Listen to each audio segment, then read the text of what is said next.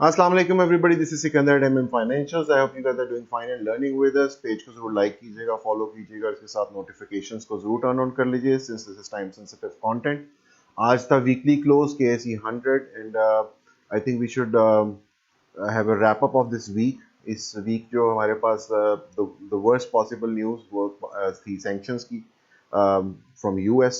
Although जो उसमें जो पेशरफ पहली दफ़ा पेश आई थी दैट वाज बाय अगस्त 1 2020 जिसमें जो है वहाँ की कांग्रेस के आगे पहली दफ़ा एक्सप्लेन किया गया था कि पाकिस्तान जो है उसने हमें धोखा दिया 20 साल और जंग जो है हम उनकी वजह से हारे और इसकी वजह से उन पर सैंक्शंस लगाई जाएं। इस पे लेटर ऑन सितंबर 9 को आर्टिकल भी हमसाया ममालिक में से काफ़ी जर्नलिस्ट ने लिखा और बड़े पैमाने पर लिखा जिनको वाशिंगटन पोस्ट में भी शाया किया गया और भी काफ़ी जो ऑनलाइन फाउंडेशंस हैं रिसर्च फाउंडेशंस उनके ऊपर उसको शाया किया गया। तो उसमें जो फाइनली बिल था that was moved on Monday जो कि कांग्रेस के आगे पेश किया गया टू पुट सैंक्शंस जिसमें स्पेसिफिकली टेररिस्ट सपोर्टिंग कंट्रीज में पाकिस्तान को नाम से जो है मुखातिब किया गया और सजेस्ट किया गया कि इनके ऊपर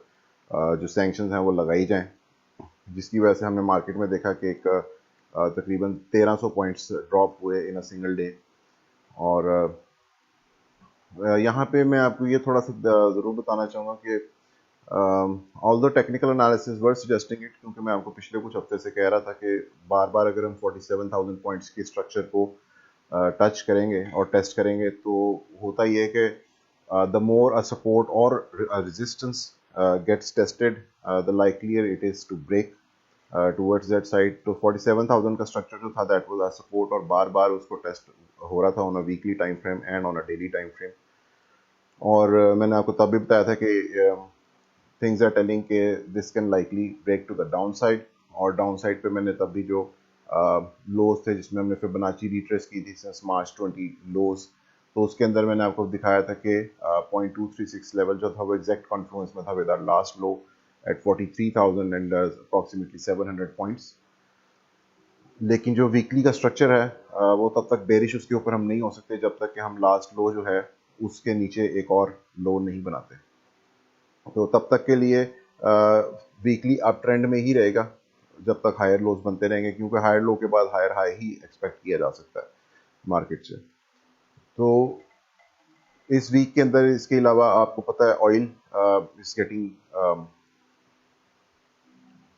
कॉस्टलियर पर बैरल के हिसाब से उसकी जो प्राइस थी that has jump from 70 dollars a barrel to approximately right now इस वक्त आई थिंक 73 या 4 पे है, बट उसने 76.7 जो है इस वीक में अंदर टच किया और अभी it's not slowing down, it's going to go up from here in my opinion, क्योंकि जो उसके टेक्निकल एनालिसिस के मुताबिक अगले टारगेट्स हैं that is somewhere around $86।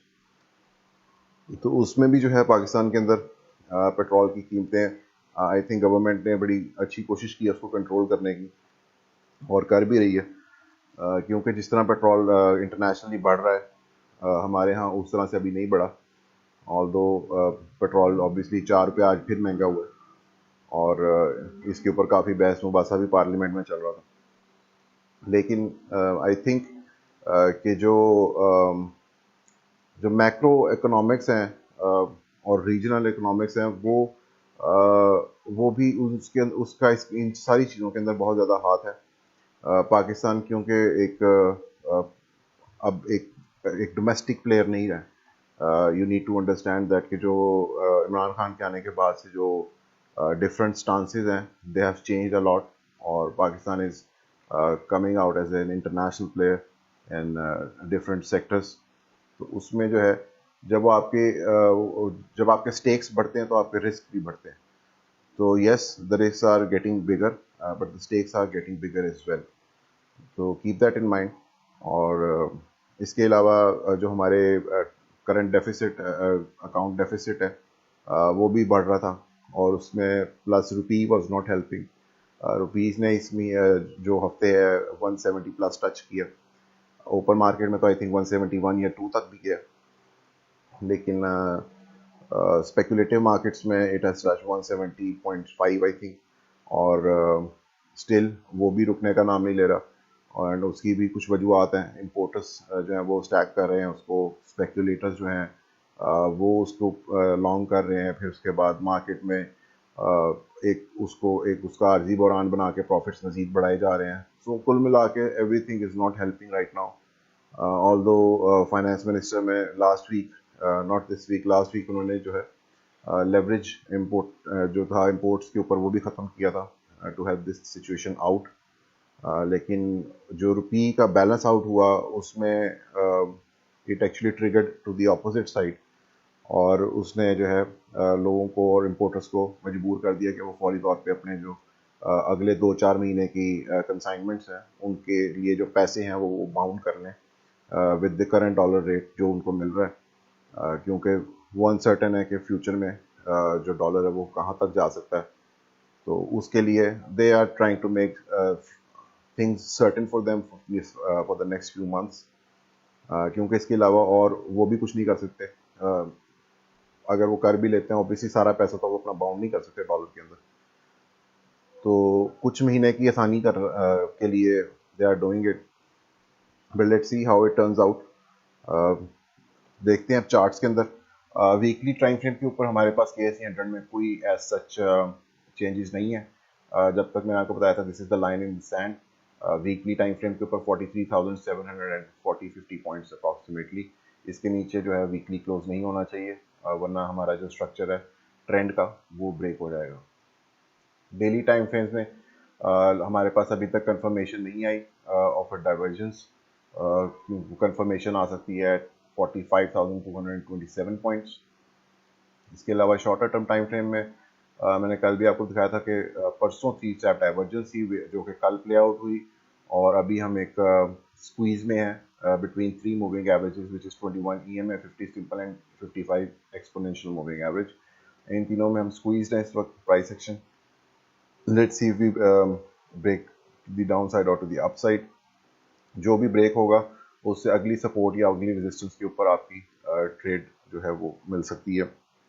If we break above 55 EMA, that means 45,044 points, then we can initiate a target somewhere around 45,662 points।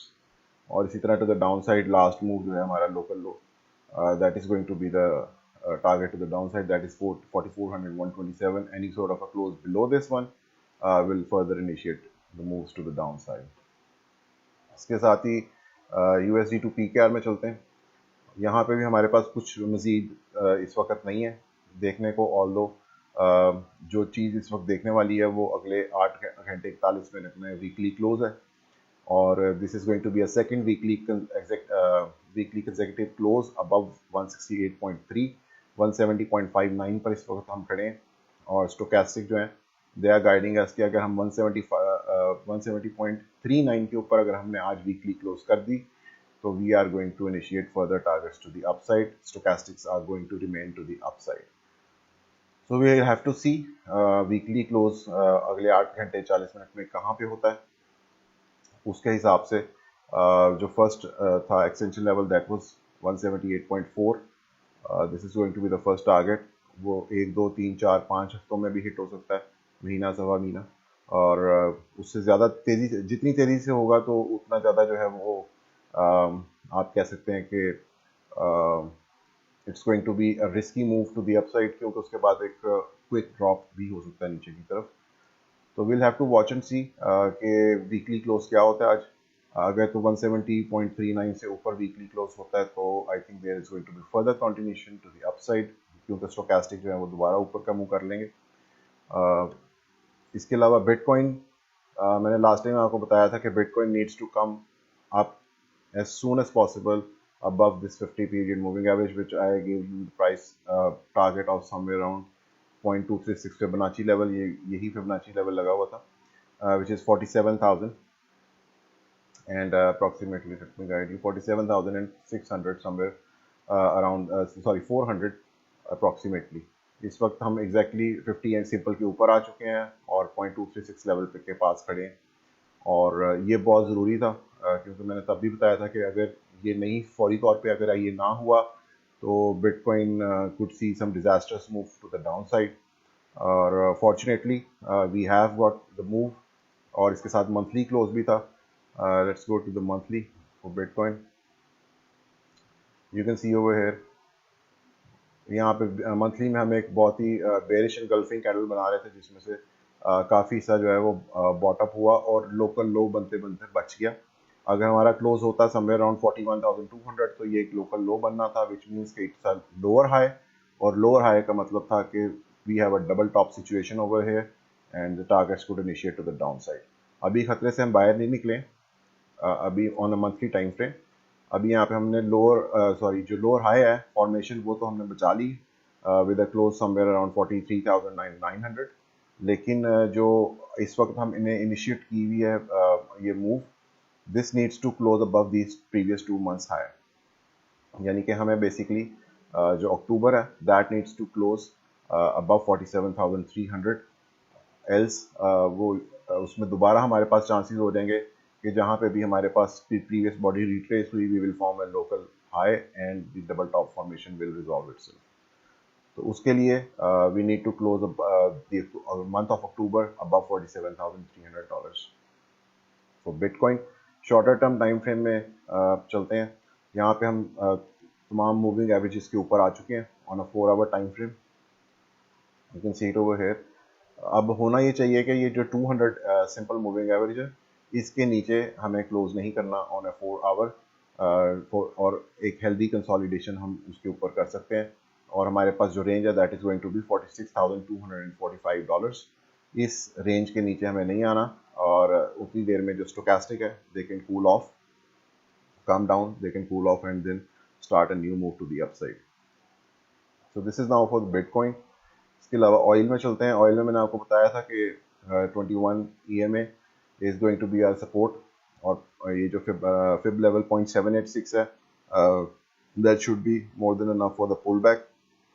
और इसके साथ जैसे ही हम डेली क्लोज करते हैं अबव दिस पॉइंट, और this point even wick above this previous wick which is at 76.65, इसके ऊपर जैसे ही अगर प्राइस आती है ऑयल की, तो we are going to initiate further targets to the first extension level, 1.618, which is at 86.2 or approximately $19. तो $86.19 का टारगेट है एक्सटेंशन लेवल पे फिबोनाची की ऑयल का. और पुल बैक जो है वो अभी तक मुकम्मल होता हुआ नज़र आ गया. डेली जो है I think is going to take 1 or 2 more days to close above 76.8. 76.8 के ऊपर एक दफ़ा क्लोज आ जाए तो I think we are good to go for the oil for next price target. लेकिन क्लोज याद रखिएगा ज़रूरी है 76 point this previous level. To be safe आप ये कह सकते हैं कि हम इस पॉइंट के ऊपर जब आएंगे विच इज़ एट 76.88. तो डेली का क्लोज 76.88 जो है वो that is going to be a confirmation for the further continuation to $86 for oil. ये थी जी आज की वीकली अपडेट्स हमारी. इसके साथ आप कमेंट्स में अपनी राय से ज़रूर आगाह कीजिएगा, और जो भी लोग सीखना चाहते हैं उनके साथ शेयर कीजिएगा. मुझे इजाज़त दीजिए. अल्लाह हाफिज़.